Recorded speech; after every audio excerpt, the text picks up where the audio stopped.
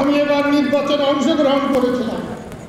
আমি একজন পরাজিত সৈনিক, যার কাছে আমি পরাজিত হয়েছি এখনো তার নাকে টিভি দিলে দুধ গলবে। আমি দেখতে দাঁড়িয়েছিলাম, আমার ধারণা ছিল যে মানুষ ভোট দিতে যাবে। আমার এত অনুরোধেও আমার দলের অর্ধেক মানুষ ভোট দিতে যায় না। আমি শেখ হাসিনার সরকারের পতন ঘটাতে আসি না, শেখ হাসিনাকে গতিতে বসাবার জন্য আসি না।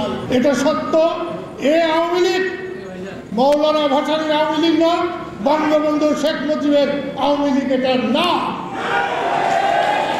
এটা লুটপাটকারীদের আওয়ামী লীগ। সেই জন্যে বাঙালির হাতে, এই দেশের মানুষের হাতে ক্ষমতা ফিরিয়ে আনার জন্য আমাদের সবাইকে একত্র হয়ে সংগ্রাম করতে